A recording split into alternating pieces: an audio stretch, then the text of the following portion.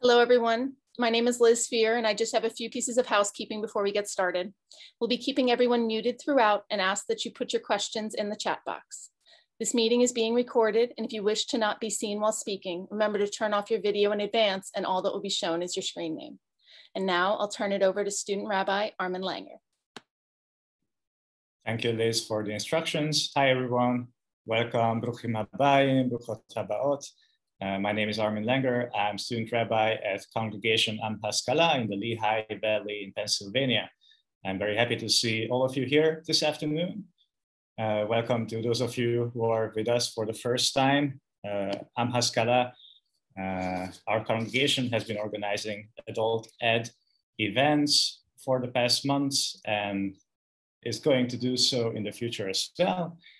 In case you haven't subscribed to our newsletter yet, Liz, I hope, will put the link in the chat box. Thank you, Liz.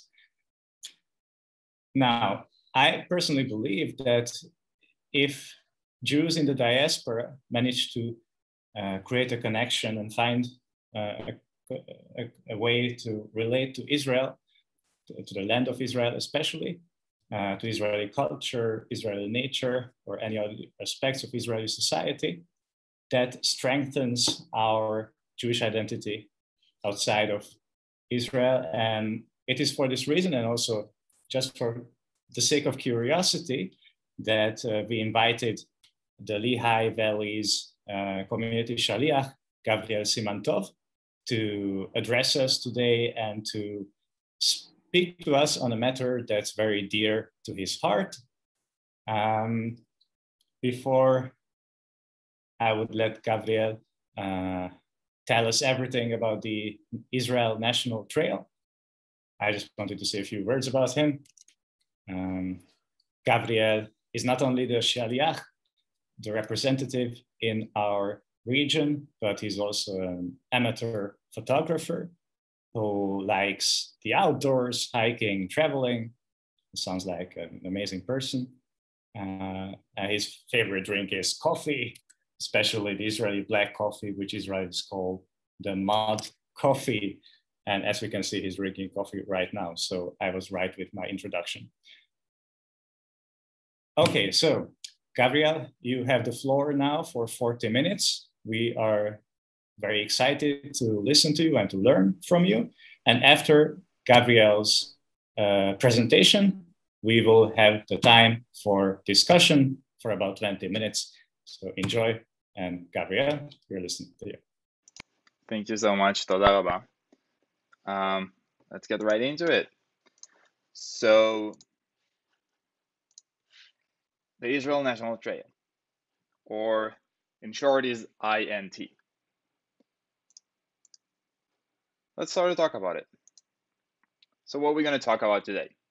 We're gonna talk about Israel geography, just a little bit, just a tiny bit to understand and kind of like experience and to see a little bit more. We're gonna talk about the trail, when did it all started, and up to this day. And third thing is, why is this trail so important to Israel and also to myself? So we want to start and talk about a trail, but we have to know a little bit more about Israel before. So just a few things about Israel. Israel located in the Middle East. So this tiny dot right here is Israel. If we zoom in a little bit more, Israel actually stands in the crossroad of Europe, Asia, and Africa, right in between those three continents. And if we look really close, it actually located in Asia. Although we participate in the Eurovision, the song contest that only exclusive to Europe, but we're actually part of Asia. One more interesting thing about Israel is to understand how small it really is. Let's try and compare it to some places in the United States to make it a bit easier, maybe. So let's take Israel and compare it to the United States. So this tiny blue dot is Israel inside the United States, and you can actually fit Israel 290 times inside the United States. But United States is really big, you have a lot of states, so let's take California for that example. So we take California and put Israel inside it. It'll look like that. You can actually fit about 15 times of Israel inside of California. Have you ever heard of Lake Michigan? So if we take Israel and put it inside of Lake Michigan, it will actually be smaller than the lake itself. So it's smaller than a lake located about, I would say, 11 hours from here, something like that, 10 hours maybe. So that long drive, right? 10 hours is kind of a long drive, but not the longest. If I want to go to LA right now, it's about 40 hours. But how long it will take me to go from south to north in Israel, or north or south, it doesn't matter. So if I want to go from Elat, the southest city in Israel, right at the top to Metula, the northest city, it will take me about 5.5 hours in a car. And that's including going over roads. It's not a direct line. That's about 520 kilometers, equivalent to 323 miles. So not that long of a drive, actually, kind of short. Depends on traffic. Traffic could really be bad, right in the middle of Israel or in the area of Tel Aviv. That could take you a bit longer, but if you just go in the middle of the night, 5.5 hours straight, you're there. So what's the big deal with this tiny country if we talk about nature? I'm going to show you a video, and I'm going to talk throughout this video, kind of trying to present and assemble the puzzle we call Israel. We're talking nature. So let's start assemble this puzzle. First piece we're going to use is Ramat HaGolan, the Golan Heights. It's located in the northmost region in Israel, and as its name implies, it's a high ground, flat surface. Have dormant volcanoes, have erupted distance ago, and covered with basalt rocks formed from hardened lava. We have the most north mount is Mount Hermon. It's have snow. Those two pieces are the Galilee. It's about 90% of mountains, and you have the bottom Galil and the top Galil. So bottom Galil on the bottom, top Galil on the top. Really easy. They really think about those names there. You got Emek Israel as well, and this area is a lot of farm work, land working area. It's really good soil. We have Bikat HaYarden, Jordan Reef Valley. It's a part of a geological phenomenon called the Syrian African Rift. It starts with the Kinneret Sea, the Galilee Sea on the top, and the Jordan River going down to the Dead Sea. It have,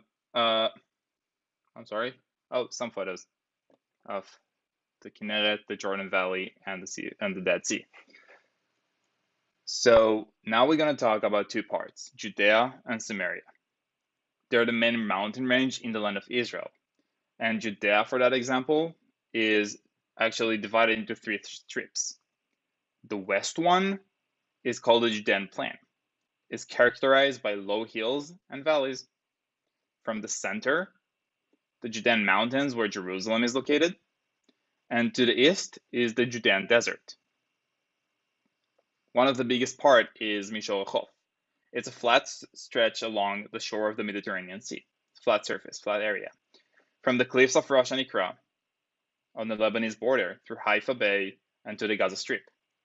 Most of Israel's population actually located and lives in the coastal plain, mainly in the city of Haifa, Tel Aviv, and Rishon LeZion, and Ashdod as well. We need to complete another spot on the top there. That spot is Mount Carmel. It's a mountains area whose slopes reach right to the sea. Have remains of a prehistoric man from around 120 years ago have been found in those caves in the Carmel. This next spot is called the coastal lowlands. It's just the eastern continuance of the coastal plain. This giant piece, which actually is most of Israel, called the Negev. It's the largest area. It's almost 2/3 of Israel. It's a desert and has high mountains like the area of Mitzpe Ramon, but also craters. But those craters are special. They're called Machtashim, and that's another topic to talk about. The last piece we got is the Arava. It's kind of the continuance of the Jordan Valley, and it's part also of the Syrian African Rift, and it's It's an air valley with very hot and dry climates. During the summer, temperature can reach up to 119 degrees. And we got one last tiny point. This is the city of Eilat. The city of Eilat is located at the edge of the Arava and the Negev, and it's the most south point in Israel. You got actually a beautiful coral reef. So we kind of completed the puzzle. We got the coastal landload, Judea and Samaria. We got the Negev, the Galilee, Golan Heights, Eilat, Emek Israel, coastal plain, Jordan Reef Valley, Arava, Carmel. I'll tell you, got a bunch of them, right? Kind of confusing. But if we put them into photos, we'll make it a little bit more vivid and a little bit more clear to see what it's look like. All of those photos are from Israel. All part of the trail, all part of things you can see in those places. So now we have all the pieces. We completed and everything, and we can start talking. You know what? I feel like all of those pieces make too much mess. It's so messy to look at. Let's just make it easier. Let's split them into 3 pieces. Let's take the north, the center, and the south. That easy. Well, the north will be mostly green area, a lot of streams and springs, and a lot of land work. Center of Israel will be most of the population lives there. You can find big cities like Tel Aviv, Jerusalem, Ashdod.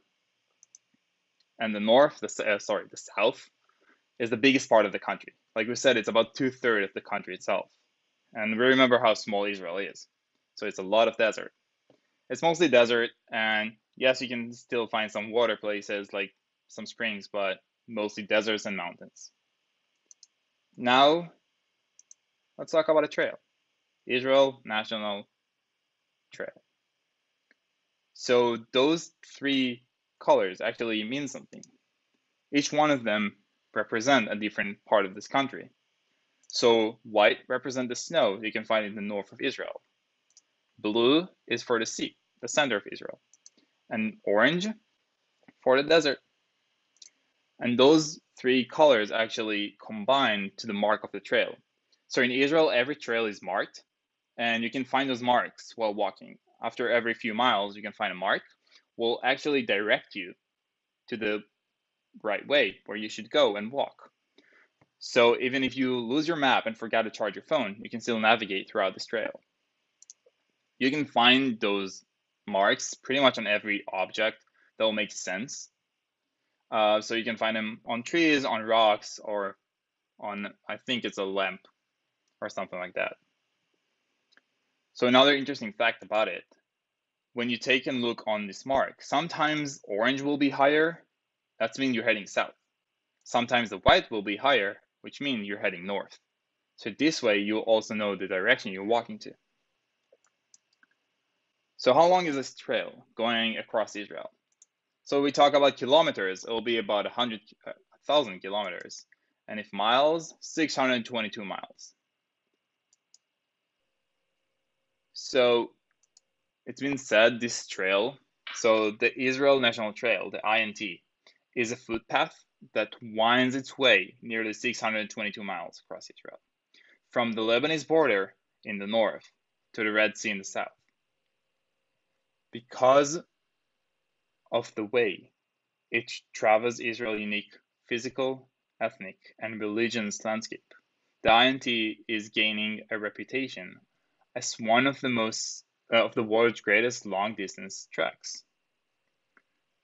So this trail, quite amazing. And I'll try and keep showing you how amazing it is. And maybe I'll convince you it's quite unique at the end. So the trail itself divided into 56 different sections, which means you don't have to walk all of the 622 miles in one time. You can actually decide, oh, I have a free weekend, I want to go for a little bit of the trail, and I can pick and choose the section I want to go into. So it's super easy to go and to complete the trail if you don't have like the whole time to do it. But if you want to do it in one go, it will take you about 2 months to actually do it. And that'll be about 12.5 miles per day to walk with all your equipment on the back. I want to introduce you to a really good friend of mine. His name is Shachal. It's the guy on the left side of the photo. He walked the trail recently. Now let's say almost a year ago, but he walked this trail and he shared this experience with me and sent me some photos and told me some stories, and it's amazing. So he started this trail, this idea, he wanted to do it. And at the time he worked at an ice cream place. And he shared that idea with his boss. And was like, yeah, I'm thinking to go to the trail, so I'll take some time off. And he says, you know what? I think it was his niece, his boss niece or something like that, also wanted to go hike the trail. So those two got connected, meet up, I think talked on the phone like 2 times before, and meet one time to go buy some gear, and decided they're gonna walk together for 2 months. The thing is, they both agreed if they're not gonna get along, they will split up. No hard feelings, but it's crazy. Could you imagine deciding to go on such an amazing trip for 2 months with a person you just met? And you also meet tons of people around the way. So those 2 girls in this photo, he met them along the journey. He met them, I think, on the 2nd day or the 3rd day. And this day actually it ran a little bit, so you can see him all covered up with water, soak up with water. And there's nothing really you can do. You keep walking, you're dry, and you have a good time. Those people on the right bottom photo also, he met them on the 1st day, started hiking, and they just joined together, walked together for a few days, then split apart. And all of those photos, he took them from the trail itself, the most amazing views. Well, you think to yourself, maybe, how do you sleep along a trail? So I'll get to the part when you near cities and settlements, how do you sleep there? But sometimes in the desert, you just open a tent or just take your backpack, your sleeping bag, not your backpack. Backpack maybe as a pillow, but sleeping bag for sleeping. Just in the middle of the desert, you have specific areas you can go and sleep in. It's really organized. It's really easy. But sometimes it's just a piece of land, sand, says you can sleep there. So you do. And more photos, more people you met along the way. And actually, you see the photo on the bottom left part. This guy right here, standing here, is a German guy around the age of 40 who just decided one day he's gonna walk the trail. They met him along the way, and he just wanted to see Israel and just display, because this trail crossing Israel from south to north or north to south. You'll never know the people you meet along the way. You don't know if you get along with them or not, but you're definitely gonna meet people. You definitely have interesting stories to tell and meeting interesting people. So talking about a trail, how did it all started? So actually started with an idea. Abraham Tamir, who was a journalist and an outdoor man, he was inspired by the Appalachian Trail in the United States, and he passed along his idea to Uri Dvir. Uri Dvir at the time was the director of the committee of marking the trails in Israel. From this idea of a trail, it took 16 years, but in 1995, the trail officially was announced.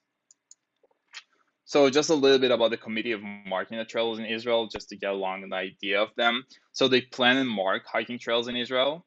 They publishing maps of a scale of 1 to 50,000, and all year long, the committee maintains the trails and marking along the 6,203 miles of trails, including the 622 miles of the INT, Israel National Trail.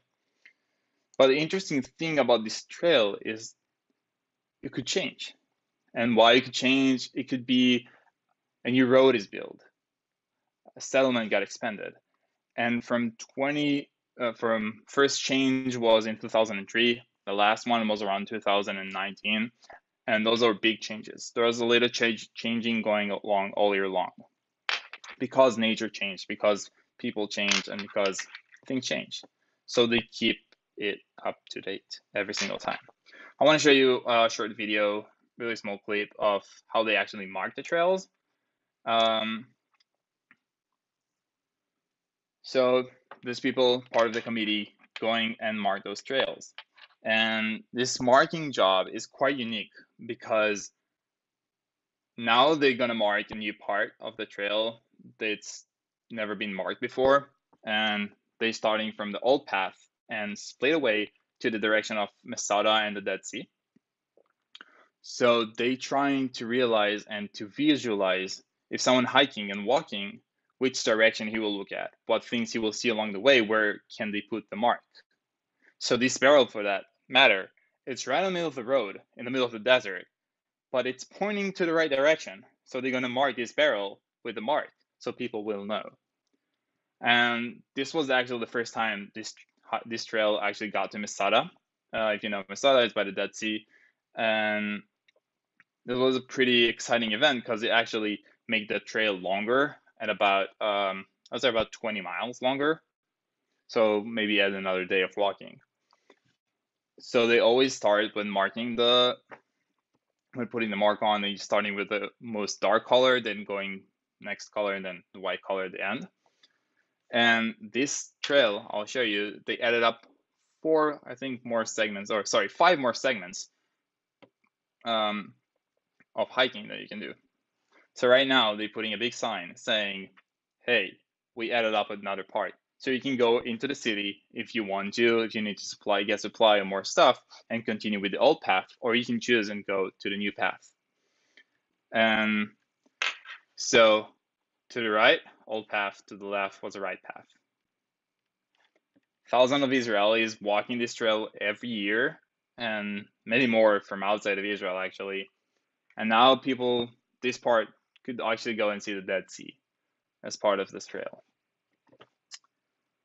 And actually, in the 25 years of existence, the Israel National Trail won glory all over the world when picked to one of the top 10 best treks in the National Geographic magazine.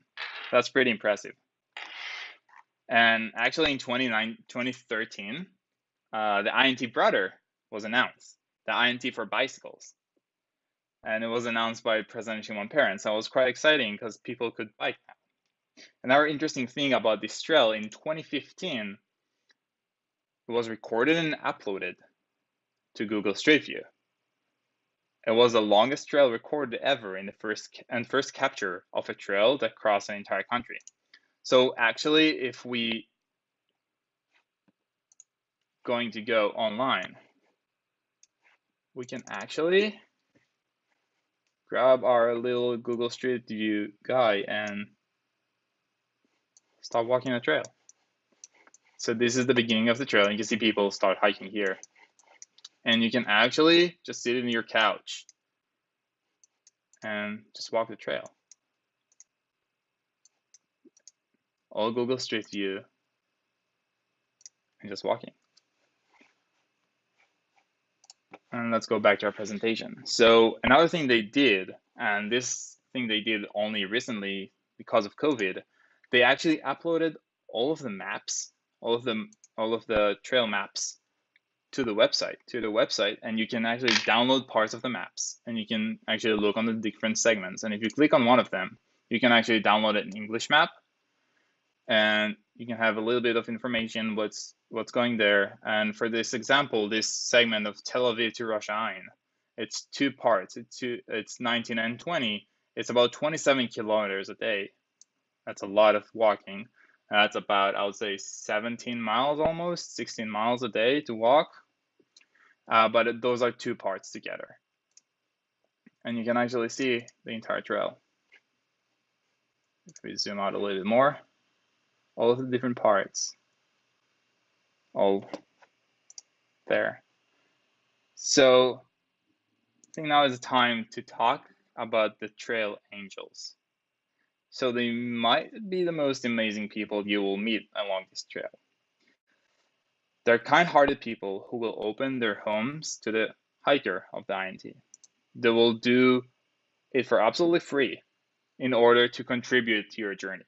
They will offer you either bed, food, water, a shower, usually much more.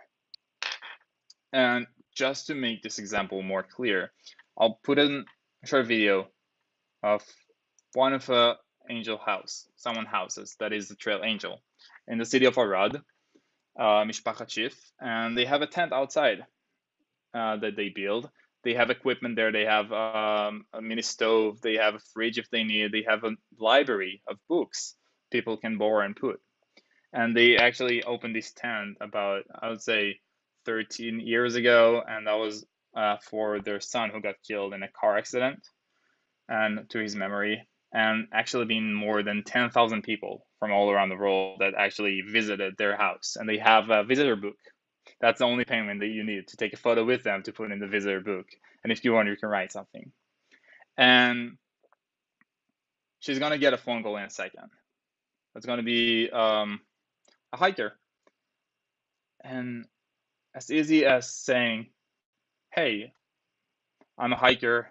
Can I host? I'm going to be there next week, or I don't know. Are you coming alone? Yes. Yeah, sure. Come. That's it. That's all the information they needed just to open their door. So those people are super amazing. And actually, this kind of set of mind of open your door and host people, you can actually trace it and go back to the story of Abraham and the three angels in Genesis 18. And I'll read the Hebrew part because I much prefer it. They have the English on the left side. And it's just telling the story. ועשה עיניו וירא, והנה 3 אנשים ניצבים עליו, וירא וירץ לקראתם מפתח האוהל, ואשתחווה ארצה. ואומר אדוני אם נא מצאתי חן בעיניך, אל נא תעבור מעל עבדך. ייקח נא מעט מים ורחצו רגליכם, וישנו תחת העץ. ויקחה פת לחם, וסעדו לבכם, אחר תעברו, כי על כן עברתם אל עבדכם, ואמרו כן תעשה כאשר דיברת. וימהר אברהם העולה אל שרה, ויאמר מהרי 3 שאים קמח, סולת לושי והסיוגות. So basically, Abraham sitting in his tent, seeing 3 people walking by, and just running to them, offering them to wash their legs, offering them to rest, to have some food and water. Out of nowhere, he didn't know who they are. They were complete strangers. So those people doing the same thing. They open their hearts and their homes for complete strangers. You will never know if the people who pass you really meant in your heart. But there are people, it's enough they pass by you, and you thank them forever, for hours. And this was said by Natan Alterman as one of the most Israeli known poetries. So those people actually could do so much for you, could give you a shower after 2 days of walking, and could just offer you a warm meal after eating out of cans for a week. So those are really unique people. And those people, you'll never know who they are until you meet them. You can walk by them on the street and not knowing, but those are really angels. I want to talk about my favorite place in the trail, this place called Mount Arbel. It's located in the lower Galilee. It's kind of like on the side of Tiberias. It's located next to the Sea of Galilee. And this is a cliff, actually, and have a really nice hiking path. I hiked it many times, and it's just an amazing, and you have a fortress built inside the rock there that you can see and actually go inside. And it's just kind of my quiet place, I would say, that I really like. And it's just a short clip to see how it looked like. So you hike all the way up to the cliff, and there's 2 paths you can choose to walk down. One is more easier than the other. It's just an amazing view and amazing animals as well you can find there. It's just a beautiful place. Some photos, most of them is time of my army service with no beard or hair on my head, with some friends going hike. Some of them for before the army time and some just other times. So I do want to ask a question. And if you feel comfortable, you can unmute yourself and answer. And if you want a kind of a cool trick of how to unmute and mute yourself really quick, you can just press and hold your space key, your space bar on your computer, on your laptop, or on your keyboard, and it will unmute you as long as you hold it. And when you release it, it will mute you again. So why is this trail so important?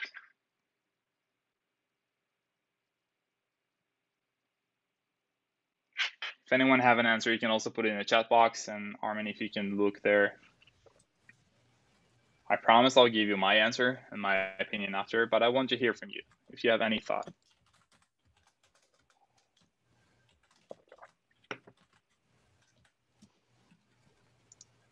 Bruce says to get to know the country. All right, amazing, thank you. Any more answers? Or should we continue? I will piggyback. Maybe it's a means to bridge cultural differences and bring people together that might not otherwise be brought together, especially in that contentious part of the world. All right, I love this answer. I have an answer. Yes. It shows the real Israel. It shows the paths of the places historically, the places in the past, the present, and the future. And it's an opportunity to meet real Israelis, no matter what their backgrounds, no matter where they came from. If I weren't so old, I would walk the trail. Can I ask you, are there any possibilities to go on a piece of it and then get into a city? I mean, you don't do the Negev, if you just do the north and the central, can you just not have to sleep on the trail? So can we keep this question for later? I'll write it down and I'll answer it at the end because I want to continue with the flow of the lecture, and then I'll definitely answer this question at the end. No, it's all good. It's all good. It's a great question. I'll definitely answer that. Roberta is raising their hand as well. Yes, I think it's an opportunity to get to know oneself also in relation to the land of Israel and the people of Israel. But it's that relationship of self. Amazing, thank you. So I would say when we watch TV and media, we are consuming what we served. And we're served what's going to make more views. We're served with what's going to make us watch. And what's going to make us watch is the extreme, is the unexpected. It's nothing like, look how beautiful the flowers we just planted. Nobody want to watch that. But if you walk the trail, if you come and see it with your own eyes, you're going to shatter this bubble that was created for you. You're going to do it by yourself. You're going to see it with your own eyes, and you're going to find out what is the right truth by you. You're going to be able to see the people. You're going to be able to meet them. You're going to be able to talk with them. So for this example, when I ask people, what people ask or told you about Israel, or if people ask me and say, hey, you're from Israel, almost 90% of the time, they'll say camels and desert. Almost always, there'll be a reference to a camel or saying, yeah, it's a desert place and you have a lot of desert. But Israel is packed with so much more. You can find so many different people, so many different places, so many different views. And just going along a few photos, there's so much more. You think of soldiers of the IDF, of armies, and you'll see people at the Western Wall praying. You'll see some soldiers with a guitar playing music, some going to base with balloons because someone's have a birthday. You see people riding on scooters, people going on the street, going to work, all together, all part of the same country. Different people, different views. If it's kind of land work, I think it's a cotton field, or in the middle of a market, or a busy street, or sitting together and eating. You'll see streets and buildings. You will see desert kind of houses. You will see farm area, springs, seas, so much. All of those forest area, those springs, those streams, those deserts, rocks, cities, so much. All of those combined create what we call the Israeli experience, so what I call the Israeli experience. What I think is, Because if you actually come and see Israel, if you actually be able to open your eyes more than just seeing on TV what they sell you on social media, because social media is so bad in that aspect. I can refer to recently what happened in Israel. It's so much fake news. So much fake news that people just couldn't believe. I can tell you a story. So there's this program called Birthright, which young American Jews, or basically Jews around the world, have the right and a possibility to go and come visit Israel. So as a soldier, you also have the opportunity to join them and travel and meet with them and talk with them. So when I was a soldier, I joined one of those trips, and I made amazing people. I have a lot of friends, still American friends, from that trip. But one of the guys, actually, we had I think it was 3 a.m. talk, in the middle of the night. And he said, you know what? I actually thought that we're going to have soldiers on our trip to secure us because Israel was a war zone. And when he got there, he saw it and the complete opposite. He saw people living, he saw stores, going to, I don't know, people hiking, people just living their life. So I'll leave a little bit of room for questions. And we already have one question I need to answer, I know for sure. But when you come and see Israel, and you learn to see it with yourself, with your own eyes, you'll meet amazing people, amazing history, landscape, amazing Israel. So I'll leave some room for questions, and I'll stop sharing my screen so I can see all of you, because I know we'll definitely have some questions. So before we give anyone to ask the question, I want to refer to, I think it was Roz who asked the question. Am I right? I think it was Roberta. Oh, I'm sorry. I couldn't see anyone. I thought I saw a bubble. I'm sorry about that. So if you want to go and hike the trail and don't sleep on the trail, so a lot of people, if you're going in the north part of Israel or in the center and north part, you'll find a lot of trail angels that will actually host you if you like. And you can also decide you'll do different parts of the trail and just go and sleep in your hotel. So you can go and hike and just drive back to the hotel. You'll find really convenient, I would say most places have convenient public transportation, or a shuttle to the hotel or a taxi could pick you up. And you can also modify the trail a little bit so you can actually walk backwards or walk to a convenient place to take a bus from. That answer the question? Nina also had a question. Does the Society for the Protection of Israel support this trail? It's not a group I'm familiar with. Yeah, I'm not sure. I know the trail is mainly maintained by the Committee of the Trails, the Israel Trail Committee. I don't know if they support it. I'm sorry. I could look it up if that's interesting. If you want me to look it up, I'll definitely. What's the name of the Society of? You're muted. Society for the Protection of Israel. Okay, I'll look it up and I get an answer.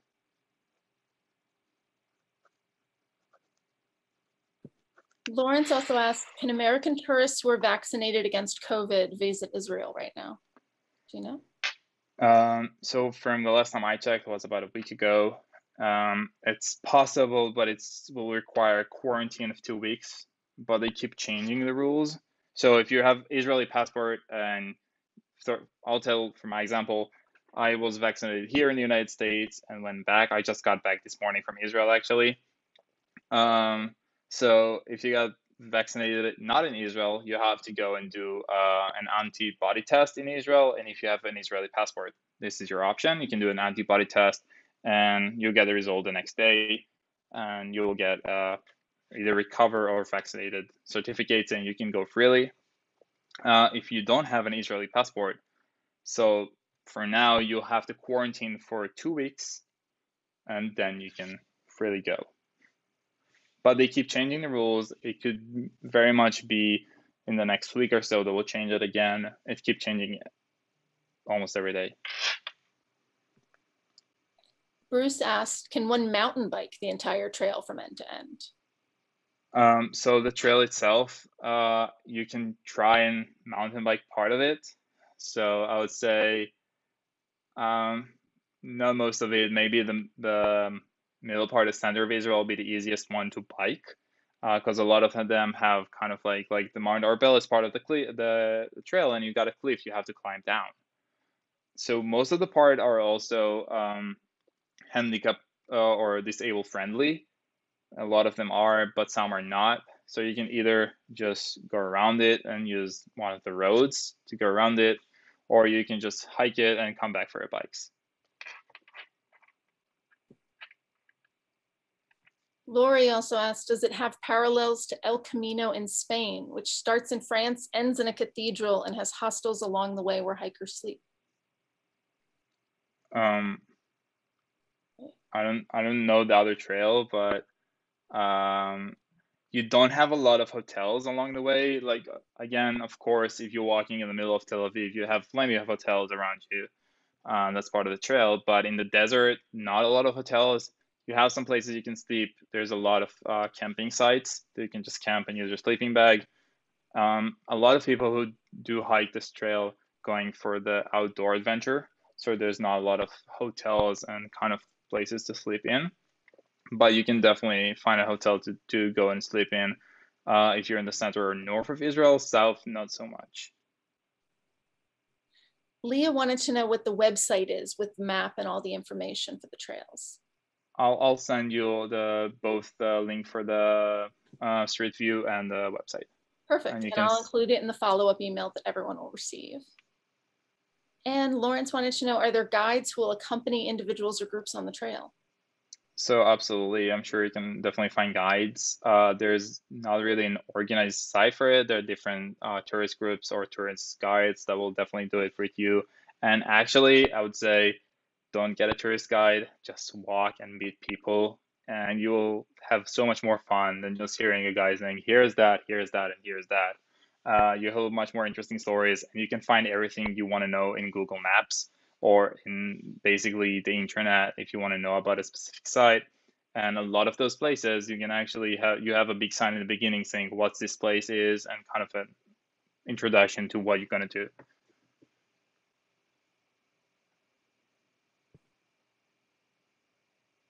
And Tamay asks, is there information about biblical sites along the trail? So there is biblical sites along the trail. Not always. Some have, some don't. But again, you can try and do research if you like before. There's so much information about the trail, but not guaranteed to have all the biblical places have information about them. And Roberta asks, can someone hike alone safely?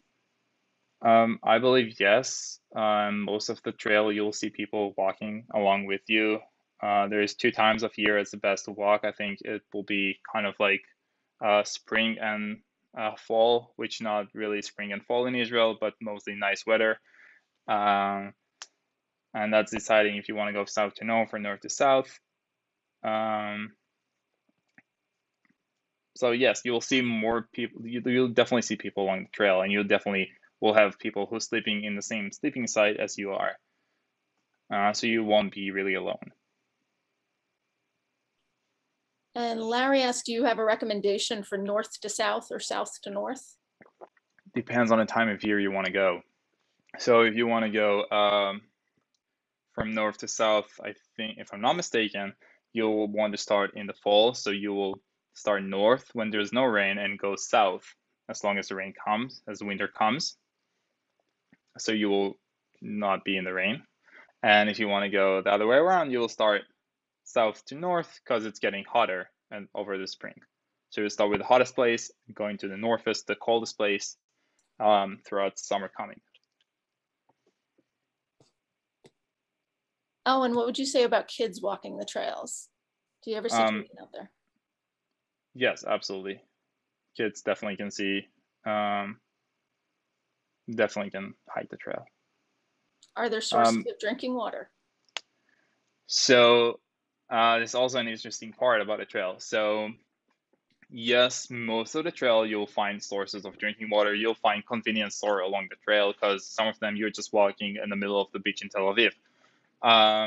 Some of the parts, example for the desert, you can either ask people if you know people around their area that lives there, and there's also a service of I think they call it, I don't know, they call it hatmanat maim in Hebrew. They put the water inside the sand in the desert, and they mark the area so you can find it. So you pay them, I don't know how much exactly, but not a lot of money to get you some water there. And once you reach there, you'll get the water. So it's very easy to get it. Great. I want to thank everybody for all these good questions. If you have, I think someone, I don't know if anyone of you send me a private message. I can't see really. It's a lot of boxes on the screen. I type down my email in the chat box as well. You can email me, feel free, and I'll answer your questions. And please, if you could also put my email address in the follow-up email, awesome. If you have any questions for me directly, if you're planning hiking or anything. We have another question. I just pop up in front of the screen. So how welcome do Arab Israelis feel on the trail? How welcome are they actually on the trail? So actually, from my experience with Israeli Arabs, and I can say I've been to the market in Ramle a few days ago. It's mostly Arab people. Everyone's welcome. They're all Israelis. They're all part of the same country. We're all people. We all live together.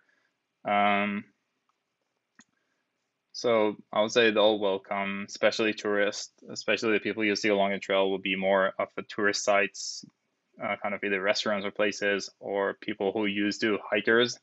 So they're all welcome usually. And if not, you'll just say, I'm sorry, I don't know. Sorry for interrupt your day, and keep walking. Like could happen with any other person, either Jewish, Arab, Druze, Bedouin, or so many different people who lives in Israel. Bruce wanted to know what the name of it was for the water hidden in the desert. In Hebrew, it's called hatmanat maim. Hatmanat maim. I can try and find it in English. Let's try and Google it.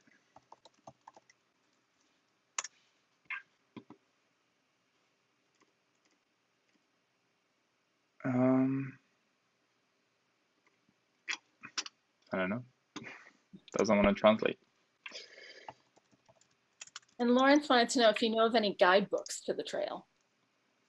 So it could be burial of water. I don't know if that's the right. Like bury the water. Yeah, burial of water, I guess, because they bury the water in the sand. Any guides off the trail that I know, I don't actually. If I would go and hike, I would either just Google up Israel National Trail and start hiking. You can also use Google Maps. You have the trail entirely. We can mark it and just walk by the mark by navigation. For me, how I love to travel is just go, kind of like a little bit do a research before if there's anything super interesting I want to do. But for this trail, I think just hiking it and meet the people will be the most interesting thing. Mm-hmm. That's great. Thank you so much, Gavriel. Thank you. Oh, so Roz is contributing that Haganat Hateva is the name of the organization in Hebrew. Yes, the other organization they'd asked about. Oh, the Society of Protection of Israel. Apparently, yes. Okay, yeah. So yeah, it's also connected to this committee. Yeah, they're all part of have the same job of protecting the nature as well. Just a smaller division inside of it probably that take care of the marking and maintains the trails, and some of the cleaning will do by Haganat Hateva. That's all kind of they're working together, I would say. Leah was asking if you thought the consulates in the US have this information for people if requested. I'm not sure, but it's super easy. Let's see. Let's do that. Let's say Israel, and I'm probably gonna misspell something. Okay, Israel National Trail. First thing is the website, and I think you can find all the information you will need. You got news here, and yeah, you actually got a book. I can send also the link for this website as well, and super easy to get. You got maps, you got trip reports, resources in English, trail photos, everything you need. Super easy to find, and there's a lot of people who hiked it before. You can go on Wikipedia, on Wiki Travel. There's so many websites that will give you the information so easily of what you need. And I promise you, I know it sounds a bit kind of odd, but if you just hike the trail, someone will know where you're going, someone will know how to guide you, and someone will know what's the interesting things along the way. You just need to ask and say, hey, how are you? And just join people. Speaking of joining, I put a link in the chat for our next event that's coming up on July 11th. And okay, if anybody has any more questions, feel free to throw them out now.